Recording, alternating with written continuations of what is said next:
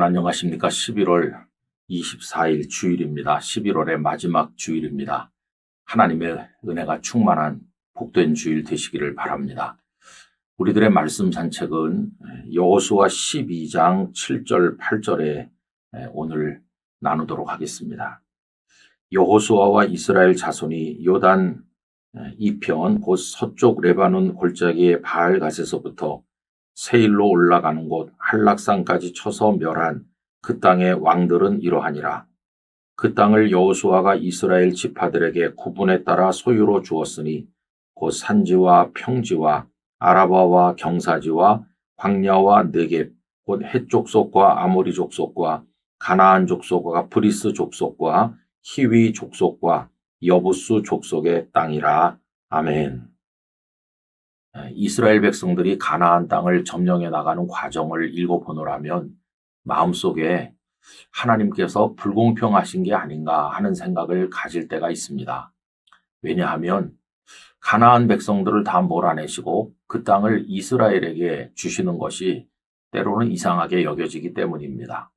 뿐만 아니라 그 전쟁에서 하나님께서는 우박을 내리기도 하시고 해와 달을 머물게까지 하시면서 이스라엘을 전폭적으로 지원하셨기 때문에 하나님의 저울추가 이스라엘에게로 기울어 있다.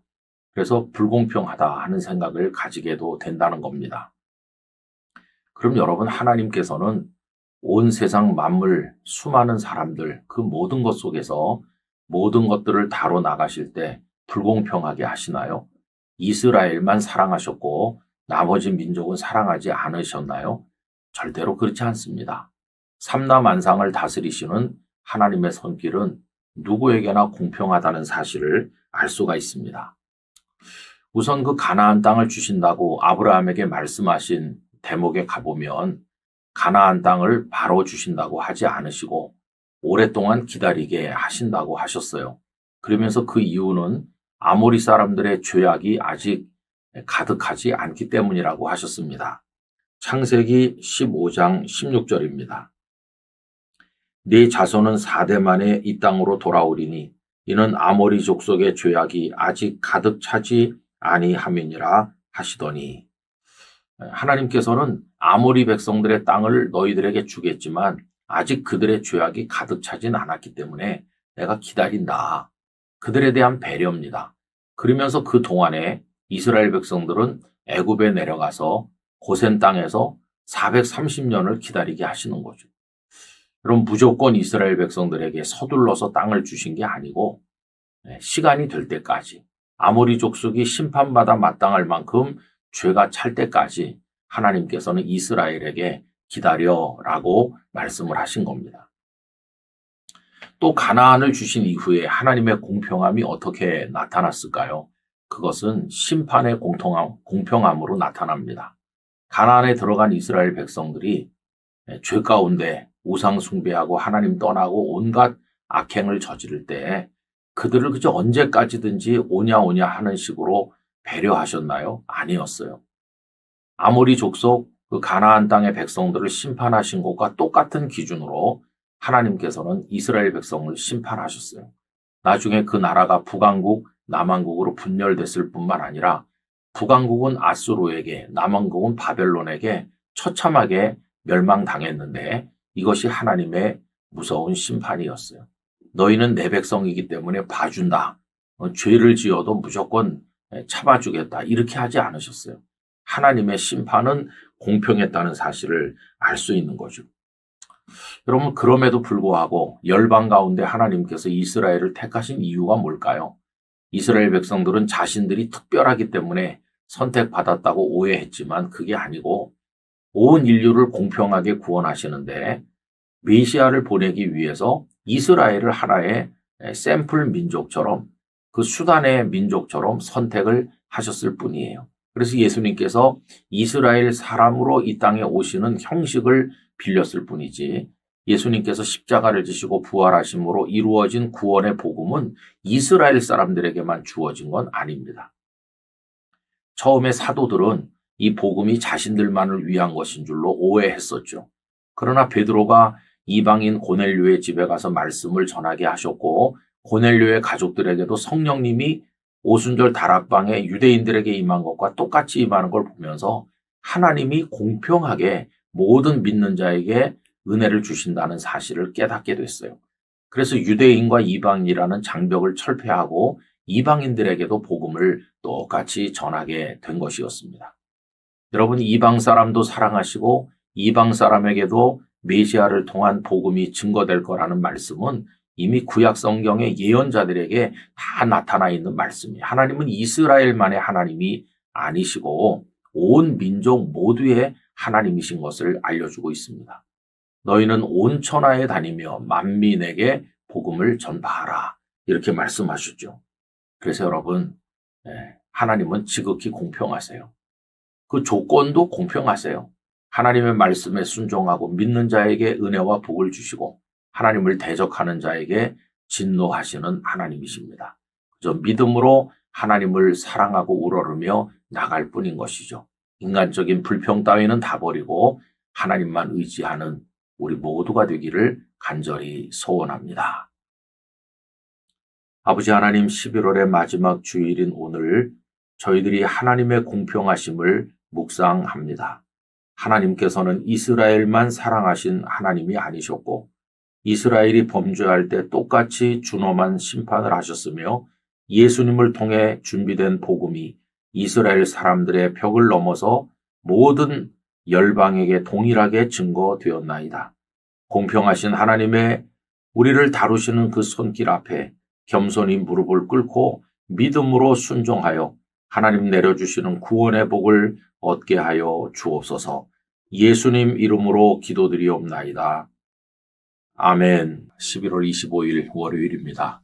11월의 마지막 한 주간을 시작합니다. 오늘도 주님과 함께 걷는 우리가 되기를 원합니다.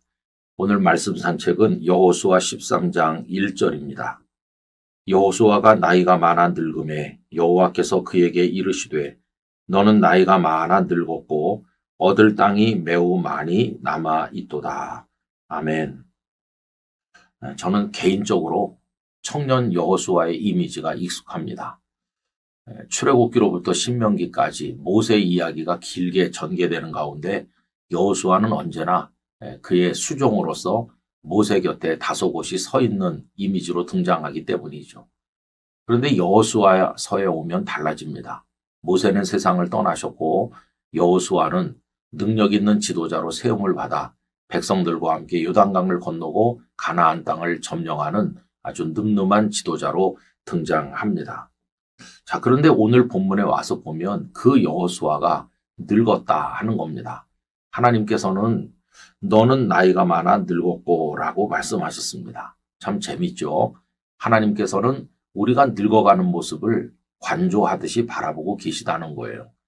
나만 아는 게 아니고 하나님께서도 우리가 늙어가고 있다는 것을 보고 계시다는 거예요. 저는 참 재미난 생각이 듭니다. 그리고 우리가 기도를 많이 할 때 우리의 기도를 들으시지만 하나님, 제가 벌써 80인데 다시 40살로 되돌려 주시겠어요? 이런 기도를 들으시는 하나님은 아니십니다. 아무리 기도를 들으시는 하나님이시지만은 나이를 되돌려서 다시 살게 해달라는 그런 기도에 응답하시지는 않으세요. 하나님은 우리가 늙어감을 기쁨으로 순응하기를 원하십니다. 늙어간다고 하는 걸 받아들이는 거, 이게 성도의 마음가짐이어야 하는 것이죠. 여러 가지 환경에 대해서 기도하면 하나님은 홍해를 가르듯이 기적적으로 우리에게 은혜를 베푸실 때도 있지요. 그러나 늘 홍해를 갈라주시는 건 아닙니다.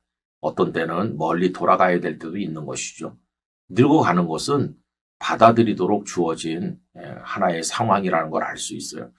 여러분, 한탄하지 말고 늙어가는 것을 기쁨으로 받아들일 수 있는 마음을 가지기를 원합니다. 이렇게 하나님께서는 여호수아 내가 늙었어 라고 말씀하셨을 뿐만 아니라 또 한 가지 하신 말씀은 아직 정복하지 못한 땅이 많이 남아있다 하는 말씀을 하셨어요.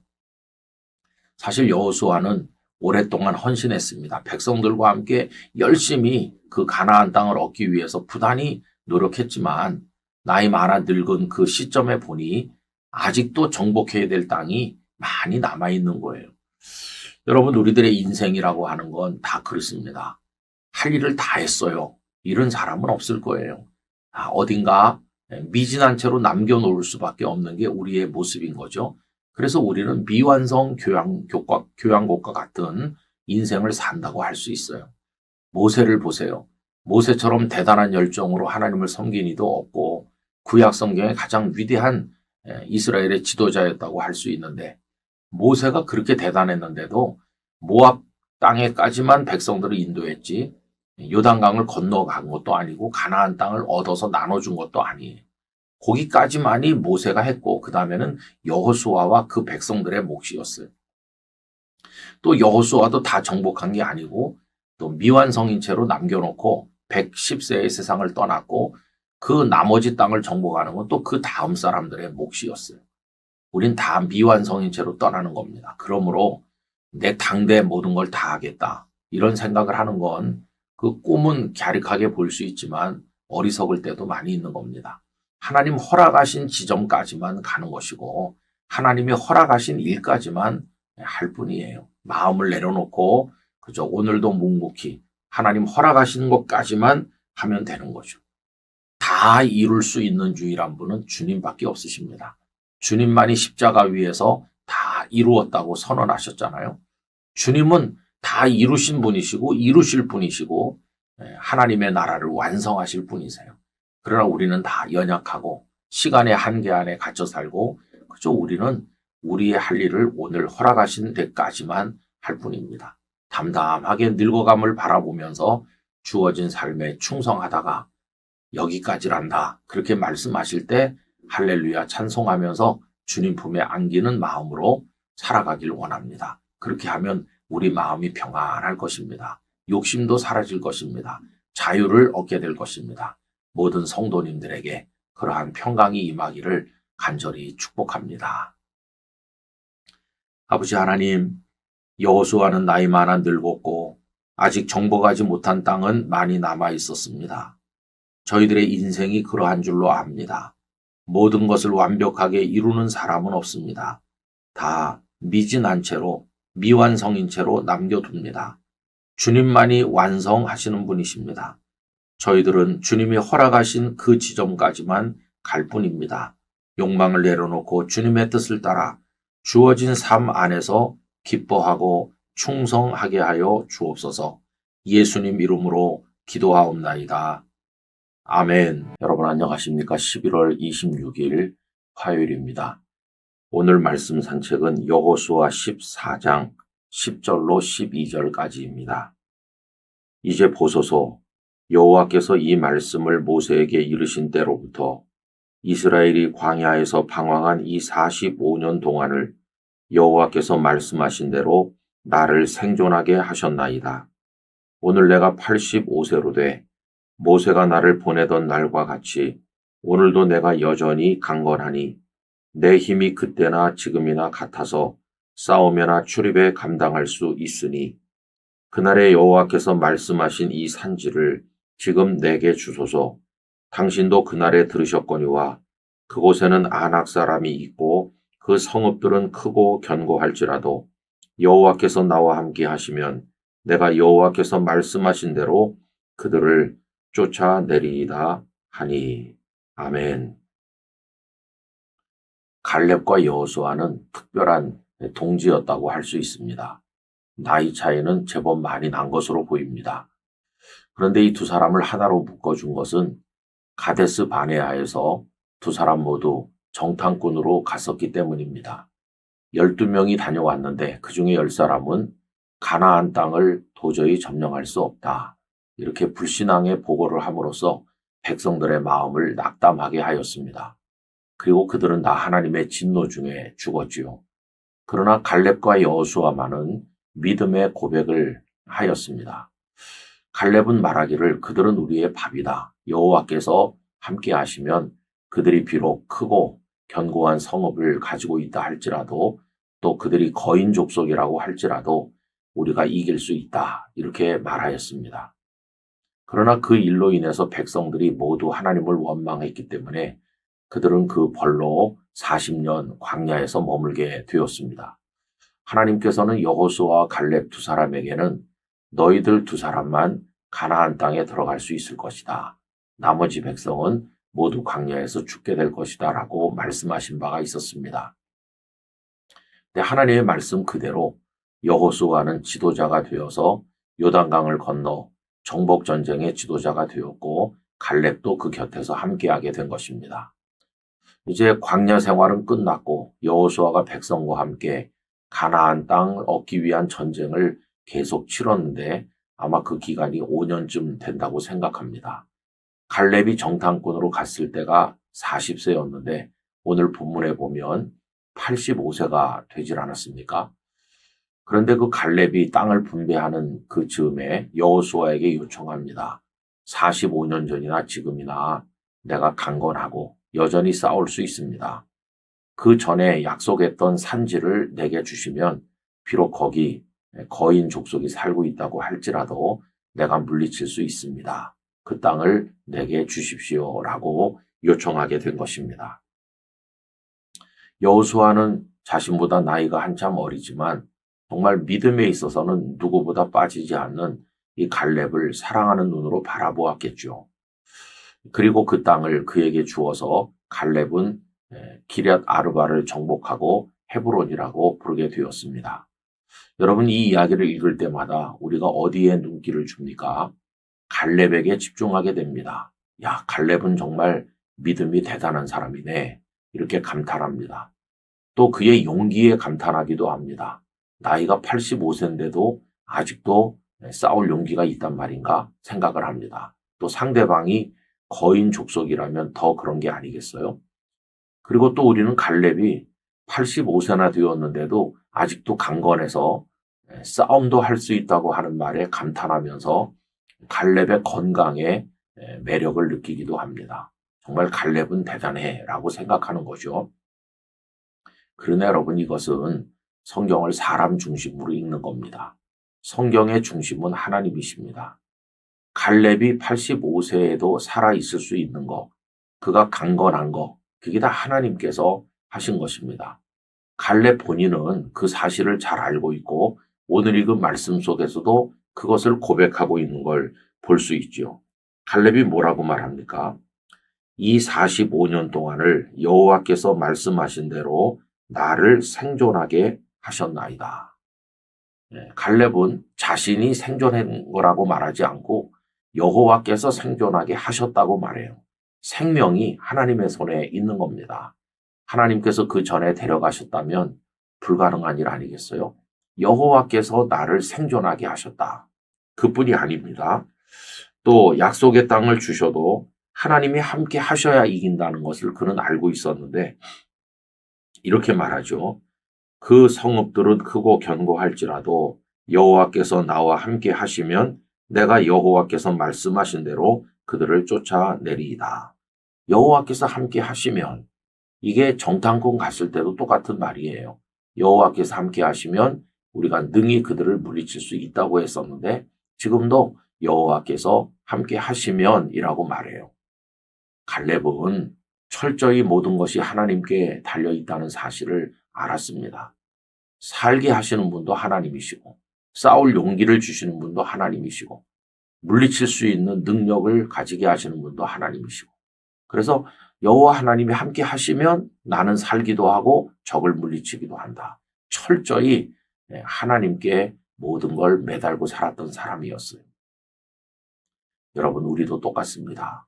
우리가 뭐 노력하니까 우리가 여러 가지 자질을 갖췄으니까 우리가 건강하니까 할 수 있어. 이렇게 말하는 것은 지극히 인본주의적인 자신감에 불과합니다. 연약할지라도 하나님께서 살게 하시면 살 것이고 부족할지라도 하나님께서 하게 하시면 할 것입니다. 모든 것은 우리와 함께 하시는 여호와 하나님 안에서 이루어지는 것입니다. 그러므로 인간적 조건을 따지기 전에 하나님께서 함께 하시는지 그 하나님의 은혜를 구하는 성도가 되어야 할 것입니다. 이 영상을 보시는 모든 성도들이 하나님과 함께 하시고 하나님의 은혜를 얻으셔서 여러분의 신앙과 삶에 승리가 있기를 간절히 기원합니다. 존귀하신 아버지 하나님, 85세가 될 때까지 갈렙을 살게 하셨고 강건하게 하셨고 적을 물리칠 용기와 믿음을 가지게 하신 분은 하나님이셨습니다. 모든 것은 하나님께서 하시는 줄로 믿습니다. 갈렙의 인생을 믿음 안에서 붙드신 하나님, 저희들을 붙드셔서 하나님의 손안에서 얻는 기쁨과 은혜와 복이 넘치게 하여 주옵소서. 예수님 이름으로 기도하옵나이다. 아멘. 성도 여러분, 11월 27일 수요일입니다. 오늘 말씀 산책은 여호수아 15장 63절입니다. 예루살렘 주민 여부수 족속을 유다 자손이 쫓아내지 못하였으므로 여부수 족속이 오늘까지 유다 자손과 함께 예루살렘에 거주하니라. 아멘. 여호수아 15장에는 유다 지파가 분배받은 땅에 관한 말씀이 나옵니다. 하나님께서 유다 지파에게 많은 성읍과 산지들을 허락해 주셨습니다. 그런데 그 맨 끝에 눈길을 끄는 구절이 하나 있는데 유다 지파가 쫓아내지 못한 성이 있었다. 그걸 말씀하고 있어요. 예루살렘 주민 여부수 족속을 유다 자손이 쫓아내지 못하였으므로 예루살렘이라는 곳이 있었는데 거기 여부수 사람이 살고 있었고 그곳을 쫓아내지 못했다는 겁니다. 그 주민들을 말이죠. 그래서 여부수 족속이 오늘까지 이 여호수아서가 기록되던 그때까지 유다 자손과 함께 예루살렘에 거주하니라 라고 되어 있습니다. 여기 예루살렘이라는 지명을 사용했지만 예루살렘이라는 지명은 사실은 나중에 사용된 것이고 다른 지명으로 불렸던 곳이죠. 여러분, 이런 일이 많이 있었어요. 어떤 지파에게 땅을 분배했는데 다 몰아내질 못하고 가나안의 백성 일부가 여기저기 흩어져 사는 그런 상황이 벌어진 것을 보게 됩니다. 여러분, 여부수 족속이 한쪽에 살고 있다고 하는 게 이스라엘, 특별히 여기 유다 지파에게는 참 어려움이었을 것 같아요. 한편으로는 눈의 가시였을 것이고 그리고 한편으로는 유혹이었을 것입니다. 가시라고 하는 것은 그들로 인한 늘 신경이 곤두서 있어야 되고 또 그들이 혹시 문제를 일으키진 않나 이런 갈등이 있는 것이고요. 또 유혹이라고 하는 것은 그들의 타락한 삶의 방식이나 그들이 섬기는 우상에 이끌릴 수 있는 위험을 이야기하는 것입니다. 그래서 이걸 몰아냈어야 되는데 그렇게 못하고 있었던 것이죠. 이 여부수 족속을 몰아내고 성을 빼앗은 사람은 수백 년 후에 다윗입니다. 사무엘하 5장 6절 7절을 읽어드립니다. 왕과 그의 부하들이 예루살렘으로 가서 그 땅 주민 여부수 사람을 치려하며 그 사람들이 다윗에게 이르되 내가 결코 이리로 들어오지 못하리라. 맹인과 다리 저는 자라도 너를 물리치리라 하니 그들 생각에는 다윗이 이리로 들어오지 못하리라 함이나 다윗이 시온 산성을 빼앗았으니 이는 다윗 성이더라. 그 여부수 사람을 몰아냈어요.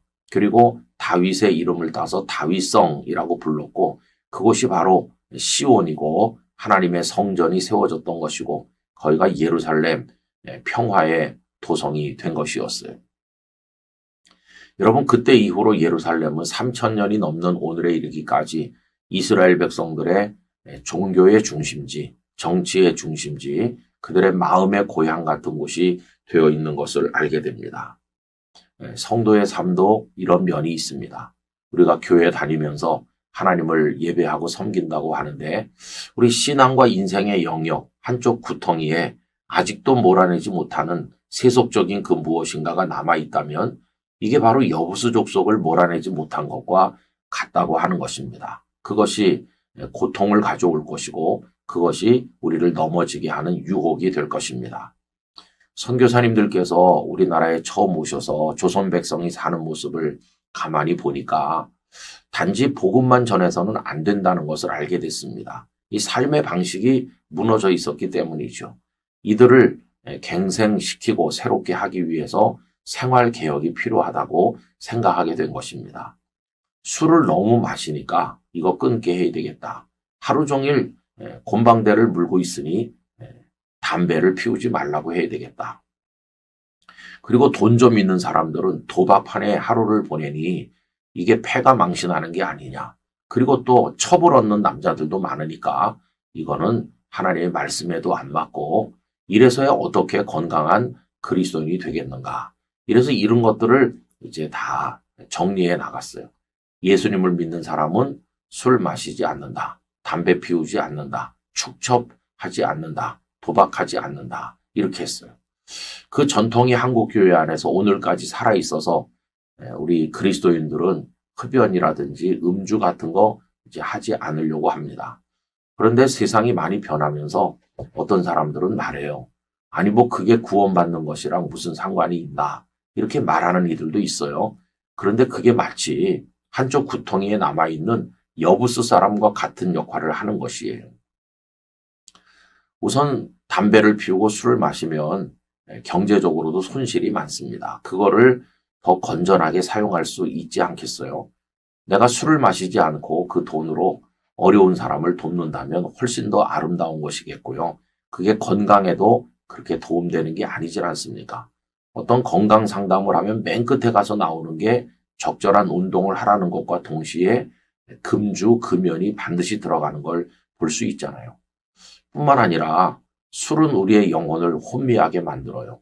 그래서 그 다음 타락을 가져올 위험성이 굉장히 많아요. 되게 술 마시는 분들은 기분이 좋아서 마시고 화가 나서 마시고 그러는데 자신의 내면을 다스리는 게 술이 아니면 안 된다고 하는 것은 너무나도 안타까운 일이죠. 여러분, 우리들은 하나님 앞에서 기도함으로써 우리 마음의 감정을 다스리고 우리를 하나님 앞에 드릴 수 있어야 된다고 생각합니다. 이 영상을 보시는 분 가운데서도 예수님을 믿는다고 하면서도 세속적인 예전의 습관이 여전히 한쪽에 남아있는 분이 있다면 기도하십시오.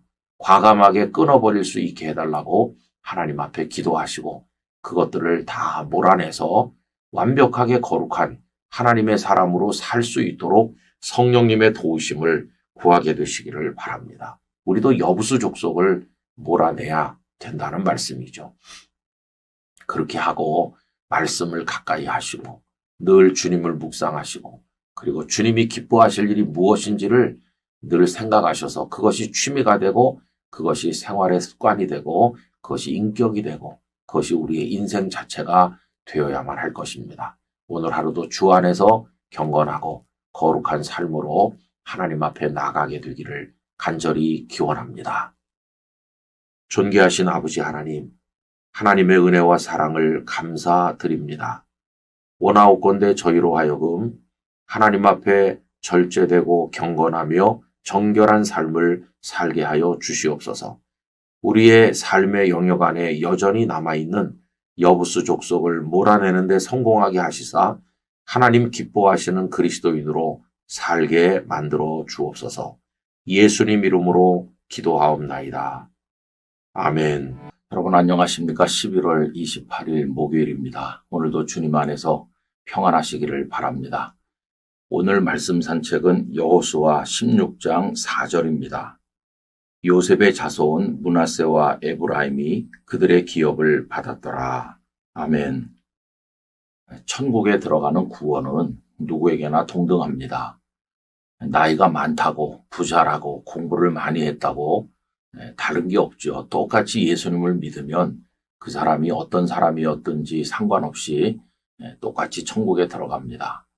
물론 하늘나라에서 받는 상급은 사람마다 다를 것입니다만은 천국에 들어가는 구원 그 자체는 누구에게나 동등합니다.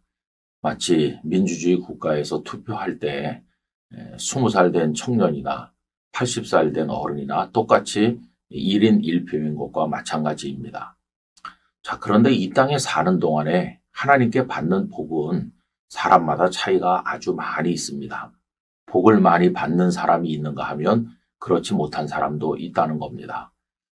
야곱의 12 아들들로 이루어진 12지파 중에서 복을 많이 받은 지파 하면 요셉 지파가 그 대표적입니다. 요셉 지파는 한 지파인데 나중에 두 지파가 됐습니다. 그에게 아들 둘이 있었죠. 므낫세와 에브라임인데 그 아들 둘이 각기 한 지파씩 되니까 요셉 지파는 결국 두 지파가 된 겁니다. 이렇게 되게 된 배경이 있습니다. 첫째는 이스라엘 백성들이 애굽에서 나오던 밤에 애굽 땅에 10번째 재앙이 임했는데 그때 애굽의 마다들이 죽는 일이 있지 않았습니까? 그런데 이스라엘 가정에서는 한 사람도 죽지 않았고 오히려 그 밤에 출애굽하였습니다. 그러면 이스라엘 가정이 의롭고 선해서 죽지 않은 건 아니죠. 그들도 애굽 사람이나 하나님 앞에서는 다 똑같은 죄인인데 하나님께서 그들을 사랑하셔서 문설주와 임방에 짐승의 피를 바르게 하시고 그날 밤 그들을 구원하신 것입니다. 죽었어야 될 사람들이 죽지 않은 것이죠. 이게 하나님의 은혜입니다. 그래서 하나님께서는 너희들의 맏아들은 모두 내 것이다 라고 하시면서 각 가정의 맏아들 대신 12지파 중에서 레위 지파를 구별하여 내게로 돌리라고 하셨습니다. 그때부터 레위 지파는 하나님을 섬기는 지파가 되었습니다.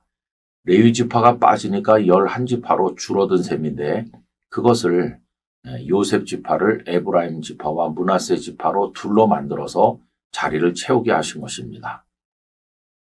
그래서 레위 지파를 별도로 내놓고도 이스라엘은 12지파가 된 것이죠. 그래서 요셉 지파가 2지파가 된 하나의 배경이고요.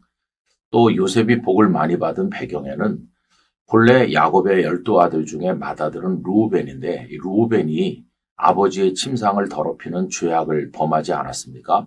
그래서 루우벤은 장자의 복을 빼앗기고 요셉이 이 땅에서는 장자권을 가지게 돼요. 예수 그리스도께서 탄생하시는 영적인 장자권은 유다에게 있었지만은 이 땅에서 복을 누린 것은 요셉이었습니다. 이에 관해서 역대상 5장 1절 2절이 말씀하고 있는데요. 이스라엘의 장자 루우벤의 아들들은 이러하니라. 루우벤은 장자라도 그의 아버지의 침상을 더럽혔으므로 장자의 명분이 이스라엘의 아들 요셉의 자손에게로 돌아가서 족보의 장자의 명분대로 기록되지 못하였느니라. 유다는 형제보다 뛰어나고 주권자가 유다에게서 났으나 장자의 명분은 요셉에게 있으니라. 이렇게 말씀하고 있는 것입니다. 출생 때 장자였다고 장자의 복을 다 누리는 것은 아닙니다. 믿음과 그 삶에 따라서 복을 받기도 하고 빼앗기기도 하는 것이죠. 저는 하나님께서 우리들에게 복을 주시는 분이시므로 성도가 믿음으로 하나님을 사랑하며 복을 사모하는 것은 절대로 잘못된 일이 아니라고 생각합니다. 영상을 함께 하시는 모든 성도들이 하나님의 복을 많이 받으시길 바랍니다. 오늘의 요셉 지파가 되셔서 여러분들의 가정이 믿음의 가정이 되시고 후손이 번성하고 하나님의 만복을 누리는 그런 가정들 되시기를 간절히 기원합니다. 아버지 하나님, 저희들이 이 땅에 태어나서 한평생을 사는데 하나님의 진노를 받는 자가 아니라 복을 받는 자가 되기를 원합니다. 저희들 가정이 번성해서 요셉의 후손같이 되기를 원합니다. 하나님께서 주시는 복의 장자권을 가지고 하나님 앞에서 아름답게 살아가는 모든 성도가 되게 하여 주옵소서. 하나님 앞에 바른 믿음으로 올바른 삶으로 영광 돌리며 하나님의 복을 받아 나누어 주는 믿음의 사람들로 살게 하여 주옵소서. 예수님 이름으로 기도하옵나이다. 아멘. 11월 29일 금요일입니다. 오늘 말씀 산책은 여호수아 17장 16절에서 18절까지 조금 길게 읽도록 하겠습니다.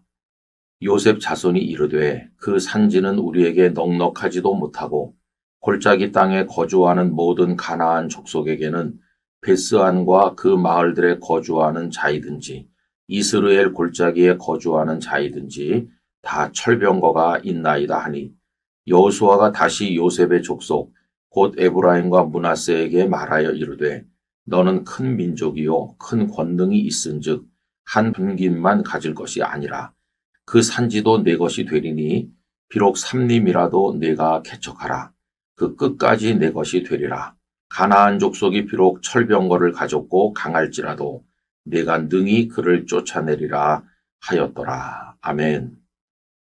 어제 생각해 본 것처럼 요셉 지파는 하나님의 복을 많이 받아서 한 지파가 2지파가 되는 그런 아름다운 모습을 보여준다고 했습니다. 그런데 문제는 자신들이 복을 받았고 자신들이 강하다고 하는 것을 모르고 있다는 게 그게 문제입니다. 오늘 읽은 말씀에는 땅을 분배하는데 이 에브라임 지파와 므낫세 지파가 각기 땅을 분배받았습니다. 그런데도 뭔가 부족함이 있다고 생각하면서 여호수아를 찾아와서 우리에게 땅을 더 많이 달라 이렇게 요청하게 된 것입니다. 그러면서 자신들이 두 지파이기 때문에 더 많은 땅이 필요하다고 하소연을 하였는데 그때 여호수아는 너희들이 올라가서 산지를 개척해라 이렇게 이야기를 합니다. 더 많이 달라고만 하지 말고 올라가서 개척해라. 그랬더니 그들의 말이 그 산지에 사는 사람들은 다 철병거가 있기 때문에 자신들의 힘으로는 어쩔 수가 없다는 식으로 이야기합니다. 자신들이 약하다고 생각하는 것이요. 여러분, 나를 약하다고 생각하면 적이 어떻게 보일까요? 적은 크고 강해 보이는 것입니다. 나를 작다고 여기면 적은 크게 보이는 것이죠. 이게 인지상정이에요. 나를 크다고 생각하면 적이 작아 보일 텐데 지금 이 요셉 지파는 자신들을 약하다고 생각하니 철병거를 가진 가나안 사람들이 강해 보이는 것이죠. 이들의 이러한 생각을 여호수아가 정정해 줍니다. 17절에 보면 너는 큰 민족이요 큰 권능이 있다. 너희들 약하지 않아. 너희들이 얼마나 강하냐. 너희들은 큰 권능이 있어. 이렇게 생각을 교정해 주는 것을 볼 수 있습니다. 여러분 성도가 믿음 생활에 낙심하고 또 영적 싸움에서 패배하는 많은 경우가 자기 자신이 이미 하나님의 도우심 가운데 강한 사람이 되어 있음에도 불구하고 계속 자신을 약하다고 생각하는 거 이게 문제가 될 때가 많습니다. 애굽의 이스라엘 백성들을 보시면 바로 왕도 두려워할 만큼 그들은 수가 굉장히 늘어나 있었어요. 그런데도 어떻게 생각합니까? 우리는 수도 적고 연약해서 애굽 사람들의 노예일 수밖에 없어라는 패배주의적 노예 근성을 가지고 있었던 것이죠. 사실은 그들은 강한 바로 왕도 두려워할 만큼 강한 상태에 있었는데 그걸 모르고 있었다는 겁니다. 그러니 노예로 살 수밖에 없는 것이었겠죠. 여러분 하나님 안에 있으면 연약한 자도 강해집니다.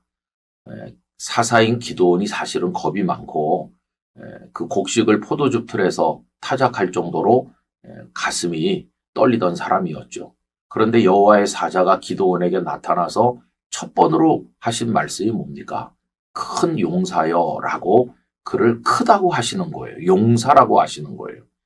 이제 내가 너를 큰 자, 용사가 되게 해주겠다. 너 연약하다고 좌절하지 마라. 하나님의 사람은 하나님 안에 있으면 강해지는 거야. 너는 강해. 그리고 미디안을 이길 수 있어. 이게 이제 하나님께서 기드온에게 주신 말씀이죠. 여러분 한국 교회가 어렵다 하고 약하다 합니다. 그러나 우리에겐 하나님이 계십니다. 우리가 힘을 내지 않아서 그렇지 힘이 없는 게 아니에요. 지금이라도 똘똘 뭉치고 열심을 가지고 기도하면서 하나님 의지하면 우리는 얼마든지 세상을 이기는 그리스도인이 될 수 있습니다. 해보지도 않고 마음으로부터 패배하면 그것은 정말로 안타까운 것이죠. 우리 영상을 함께 하신 여러분 굳건하게 서서 하나님 의지하면서 결코 약하다고 생각하지 말고 우리에게 주어진 삶을 믿음으로 당당하게 걸어가길 원합니다. 아버지 하나님 사단이 우리의 마음에 역사하면 강한 자임에도 약하다고 좌절하고 충분히 이길 수 있음에도 패배할 것이라고 두려워하게 됩니다.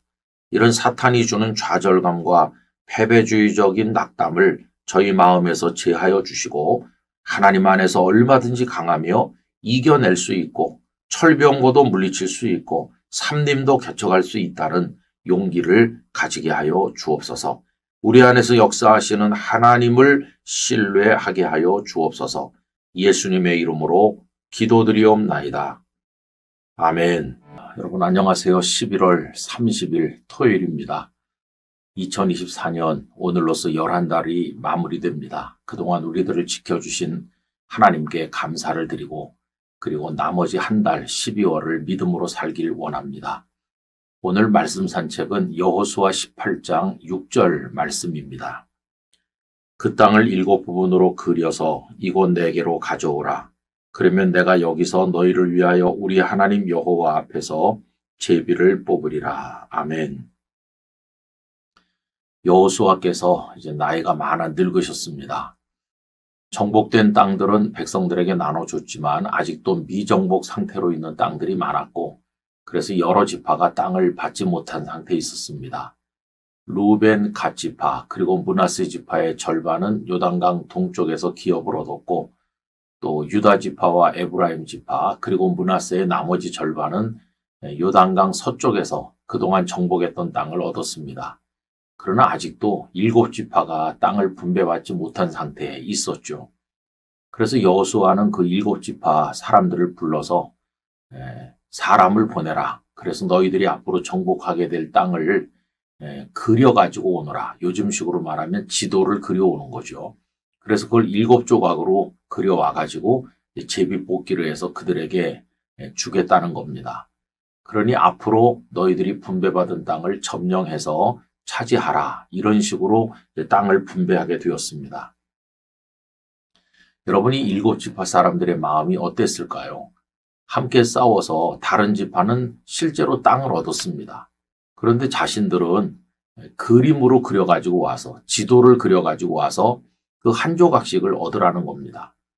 언제 그걸 정복해서 얻겠습니까? 땅을 실제로 받은 지파에 비해서 지도상으로 땅을 분배받는 지파는 굉장히 화가 날 수도 있고 항의할 수도 있었겠죠. 그런데 그들은 항의하지 않고 올라가서 자신들이 앞으로 정복하게 될 땅을 그려가지고 왔고 그것을 7조각으로 나누어서 여호수아는 그들에게 땅을 분배해 주게 됩니다. 이제 너희들이 앞으로 정복해서 얻을 땅이 요만큼씩이다 이렇게 나눠준 거죠. 여러분 저는 여기서 믿음이라고 하는 게 뭔가를 생각해 보게 되는데 믿음은 지도를 받았으나 땅을 받은 것처럼 생각하는 마음이라고 여겨집니다. 히브리서 11장 1절 2절 잘 아시는 말씀이죠. 믿음은 바라는 것들의 실상이요 보이지 않는 것들의 증거니 선진들이 이로써 증거를 얻었느니라. 믿음이라고 하는 것은 마음속으로 바라는 거죠. 아직 이루어지진 않았잖아요. 그런데도 실제로 손안에 있는 것처럼 이루어진 것처럼 생각하는 게 믿음이라는 겁니다. 지도상으로 받은 땅밖에 없지만 실제로 땅을 받은 것처럼 여기는 거 그게 믿음인 거죠. 우리 아브라함을 믿음의 조상이라고 이야기하는데 그가 가나안 땅으로 올 때 하나님께서 이 땅을 너와 네 자손에게 준다 하셨잖아요.